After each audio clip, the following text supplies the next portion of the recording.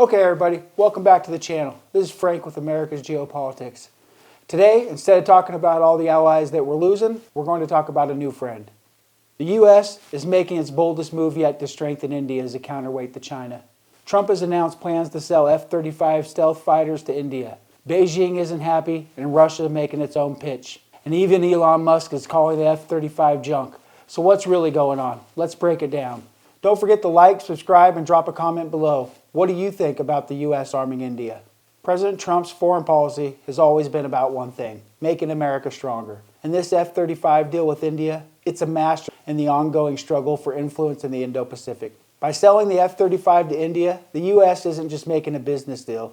It's establishing a long-term strategic defense partnership aimed directly at China. Why does this matter? The F-35 is the most advanced fighter jet in the world, the crown jewel of the U.S. military technology.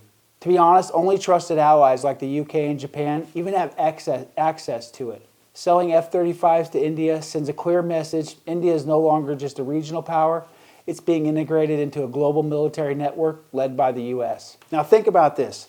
The U.S. is in perfect position to help India challenge China's growing influence. Not just with trade and diplomacy, but with military might. Trump understands that better than anyone. But as you can imagine, the global response isn't all cheers. China, of course, has outright condemned the deal. Beijing sees India's growing defense ties with the U.S. as a direct challenge to its dominance in the region. They're not just displeased, they're rattled. Here's China's fear. The more India aligns with the U.S., the more it undermines China's ability to project power into the Indo-Pacific. The F-35 deal, it's just one more nail in that coffin. And then there's Russia. Moscow, who's always been India's arms supplier of choice, isn't sitting quietly either. In a bid to keep India in its camp, Russia is offering its Su-57 stealth fighter as an alternative. Here's what Russia brings to the table. Unlike the F-35, Russia is willing to produce the Su-57 in India, which aligns perfectly with Modi's Make in India policy. This isn't just about military technology, it's about jobs, independence, and manufacturing.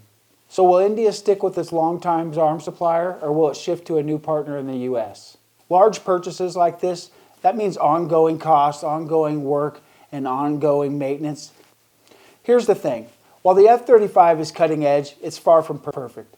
Critics, including tech mogul Elon Musk, have called it junk, citing major flaw in the jet's performance. It's expensive, prone to maintenance issues, and has a troubled history with cost overruns. Let's talk about those issues. The F-35 program has been marred by massive cost overruns. Billions of dollars more than initially planned, maintenance nightmares and software glitches have plagued the fleet, raising doubt about its long-term viability. Even the U.S. military has concerns about its sustainability. So is the F-35 really the best choice for India? Or is it simply a geopolitical statement, one that ties India closer to the U.S. while making Beijing even angrier? India, for its part, has a tough decision apart. If it buys the F-35, it not only commits to the ship, it commits to the U.S. security umbrella, signaling a full embrace of the American defense network. But that comes at a cost. China will escalate its economic and military pressure, and Russia will likely pull away, leaving India without the support of its longtime arms supplier. Here's some alternatives. If India rejects the F-35, it risks losing out on cutting-edge Western military technology.